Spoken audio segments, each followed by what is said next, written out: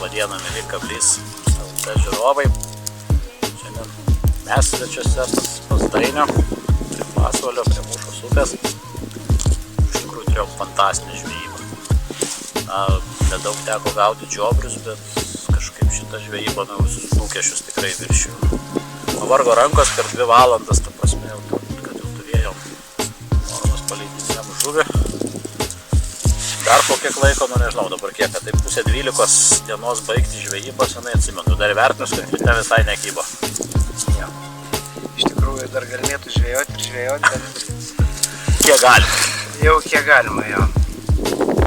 Šiaip žiobrių žvejyba kasmetinė, jinai visada kitokia būna, nes tikriausiai gal nuo ateinančių žuvies kiekių šiek tiek priklauso. O šiaip kiekvienais metais jau galima pagauti, tik tai būna didesni, mažesni ateinantis būriai ir pati žuvis didesnė, mažesnė. Tai ir šiandien matėm maišėsi ta žuvis, sakykime, buvo vieni didesni, kiti mažesni žiobriai. Principas gaudimo labai panašus, kaip ir visada. Aš asmeniškai mėgstu plūdinę meškerę gaudyti žiobrius. Pati sistema nėra sudėtinga, tiesiog neslankianti fiksuojama plūdė, vienas slankiantis svarelis ir vienas fiksuojamas svarelis, tiesiog pavadėlis 30 cm, ir dedam tą vadinamą avižėlę, marmiškę, kaip kas vadina jau čia. Akutę vadina. Akutę vadina, jo, iš tikrųjų kiti. Akutę vadina čia jau nuo vietos krašto. Gal labiau priklauso, kas kaip įvardina. Tai visi tie dalykai puikiausiai veikia. Ir musės lervų. Ir musės lervų, kuokštas jo. Kuokštą nemažą reikia dėti, sakykime, kad užpildyti beveik visą kabliuko vietą. Jokių uodo trūklio lervų. Jokių uodo trūklio lervų. Tas šiek tiek veikia gal pavasarį, labiau kada dar šaltesnis vanduo ir kai jie tik pasirodo. Šiais metais pakankamai šilta ir vandens kiekis yra gana mažas, jau galima sakyti vasarinis vanduo, nes visos salos, akmenys ir kita augmenija jau yra paviršyje, matosi. O, sakykime, pavasarį gaudant žiobrius nepamatysim, dažniausiai būna gana aukštas vanduo, tai tada ir plūdinę žvejybą reikia atidėti iki vandens atslūgimo arba keisti ją tiesiog į dugninę žvejybą. Tai gaudosi ir dugninė meškerė, tai man asmeniškai dugninės meškerės žvejyba yra nuobodi. Šiandien iš tikrųjų bandėm šiek tiek vidurių pagauti. Įdomiausia, tikrai prasti rezultatai. Keletą taip, bet palyginus kitą vietą mėtus sudirbė kiekvienu praėjimų turi po kibimą, tai vidurius ten ilgai stovi. Tai čia net judesio reikėjo ar masalo judėjimo. Taip, greičiausia masalo judėjimo. Ir be abejo, sėkmę garantuoja nuolatinis šėrimas. Nuolatinis maitinimas. Pašaras nėra kažkoks specialus, skirtas žiobriams. Yra tokių pašarų gaminama, bet šiuo atveju veikia visi pašarai taip pat. Tai galima ir kuojinį, ir karšinį, ir fiderinį pašarą naudoti. Galima netgi kelis pašarus maišyti. Jie tikrai duoda gerą rezultatą, bet koks pašaras duoda gerą rezultatą. Manom, kad tiesiog pakanka sudaryti įmetus įmetamas pašaras, tiesiog susidaro debesis. Ir tuo metu suaktyvėja žuvis. Nustojus šert, šalia matėm kaimynų žvejojančius, jie šeria retai arba įmeta tik tai keletą stambių, sakykime, gabalų ir arba nepataiko užmesti tą vietą, arba nedameta. Be abejo, reikia su svoriais atitaikyti tiek plūdės, tiek pačią švytos svoris, svarelius visus. teisingai susidėlioti irgi, nes tas labai svarbu. Ir man toks dalis, kad prilaikymas. Ir Šių prilaikymas. plūdė reikėjo lengvo prilaikymo ir Taip. kaimynai mėtė prieš srovę beveik. Aha. Ir jo prilaikymo nebuvo ir iš tikrųjų šalia mes traukėme. Gali važiuoti. Taip. Visą tą laiką lenkėjai. Labai nedaug pagavo iš tikrųjų. Na, aišku, užsilaikymo vieta arba užlaikymo vieta labai svarbi yra, nes, na, ryte pasišėrėm. Šita vieta jau nuolatinai yra maitinama toje vietoje. Tiesiog gal, sakykime, dėl to užsilaiko labiau žuvis. Nors, atrodo, pašėrus šalia už keliolikos metrų galėtų būti lyg tas pats. Bet, na, vieta turbūt dugnas gal tinkamas, sakykime, yra kažko tai tinkama tai žuviai arba tai rūšiai žuvies, kur patinka ta vieta ir jinai daugiau laikosi.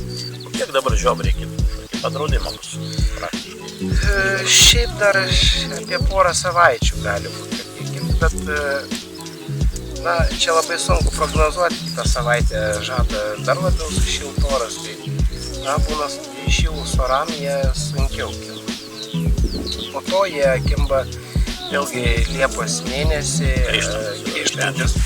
grįžtantis, bet jau jie, na, čia aišku skonių reikalas vėl, kas mėgsta žuvį, tai pats žuvies skonis būna pasikeitęs, kadangi jinai nebebūna tokia riebi. Dabar, kada skrodi žuvį, tai matai tą riebaliuką, tikrai jinai dar prisimaitinjusi iš žiemos ir turi riebalų pakankamai. Ne, vis tik tai jūrinė žuvis, manau, kad ir vertinga jinai yra atėjusi jūrinė žuvis. O vėliau jinai tokia, na, ta pati mėsytė būna visai kita. O kiek trunka va tas išėjim grįžtant žiobrių gaudymas? Apie savaitę iki 2 gal, sakykime, taip. Čia būtų iškart po draudimo. Jo, iškart po draudimo. Baigėsi birželio. Jo. Baigėsi draudimas dar iki Liepos mėnesio. Jo, iki Liepos mėnesio, dar iki Liepos mėnesio dar būna gaudosi.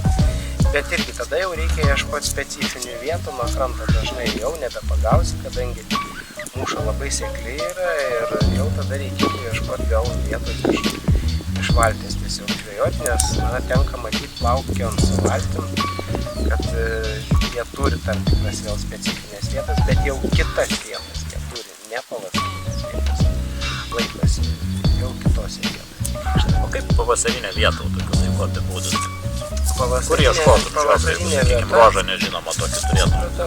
Pavasarinė vieta tai turėtų būti apačioj žvirgždas, vietiniai čia vadina grūžu, tokiu, na, smėlis su žvyru, smėlis, gal gali būti vienas smėlis, sakykime, bet labiau žvyruota vieta.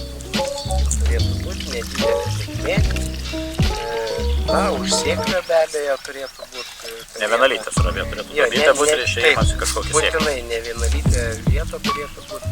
Na, duobėse, sakykime, tam tikrose vietose irgi pasigauna, bet iš tikrųjų rezultatai minėtose vietose yra žymiai geresni. Ir duobėse gaudosi jau su dugninė meškerė. Nes ta nuolatinė tekmė, na, pats pravedimas būdas, jisai arba per lėtas būna, arba per greitas. Na, sunku, tekmę jau reikia tiesiog įgūdžiai gal parodo, kokia tekmė turi būti. Metų įgūdžiai yra tiesiog atsiradę. Kiek metų gauni žiobris? Na, virš 20 tikrai metų gauni žiobris. Ir aplamai žvejoju panašiai, na, nuo vaikystės tekdavo žvejoti, bet aišku, vaikystės žuvis visai kitokios yra, kuojos, raudės. Tai žiobrį, kada matydavom gaudydavo, tai čia būdavo kavarskė prie užtvankos tokios, ties pačia užtvanka būdavo draudžiama žvejoti, tai gaudydavo, ten yra toks tiltas netolies užtvankos. Pamenu, kaip gaudydavo vietoj matyliaus, kurio būdavo arba sunkiau prisirinkti, arba tiesiog nerinkdavo parduotuvę, kaip žinia. Žvejų nebūdavo, tai žvejodavo ant raudono siūlų. Puikus rezultatai. O čia neteko bandyti? Čia neteko bandyti. šitą Balto matyti. šitą variantą. Na, sunku pasakyti, kaip reaguotų. Kada kimba, na, tie eksperimentai iš tikrųjų, kai yra surastas vienas būdas, dažniausiai pamiršti arba nenori prisiliesti prie kitų būdų, gal tai duotų dar kažkokį įdomesnį rezultatą. Kas dar pašojimas vykdos? Žiobriai, nes tas laikas yra, jis prasideda gana anksti, net vietinis, dalis žiobrių pasilieka, tai žiemą ir išlikimą ir anksti pavasarį.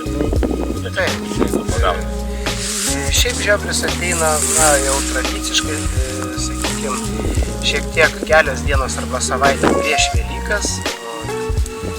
Priklausomai, kada Velykos būna, tai vat orientacinis laikotarpis yra tas Velykos. O šiaip būna ir anksčiau pradeda kiminėti. Laikosi jisai, kaip jau minėjau, iki Liepos mėnesio, paliekantis būriai kažkokie tikriausiai nedideli, nors vasarą, sakykime, Levens upėje tenka matyti tikrai nemažas būrius rodančias. Ir būtent, minėjau, va tokiose žvyruotose vietose. Kaip nekeista, dažnai tekdavo pravažiuoti tokį tiltą ties Pasvalio ir pasižiūrėti žemyn, jie ten dažnai matydavo.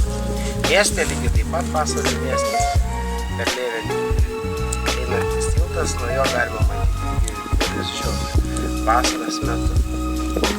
Va, tai manau, kad šitie žiobriai palieka ir žiemą.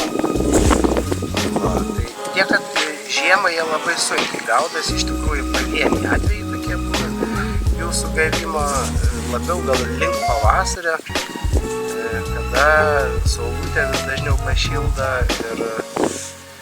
ir na, ledas, aišku, jau tuo metu būna nebeypatingai geros kokybės, tai yra tekę matyti atveju, kai vat, sukimba tie žiobriai, na ir žvejai dar rizikuoja imti, na ir pasimaudančiai yra tekę matyti visokių atvejų. Tai siūlyčiau tiek nesikankint, nelipt ant pavojingo ledo, tiesiog sulaukt Velykų, pavasario, o Velykų visi norim sulaukti.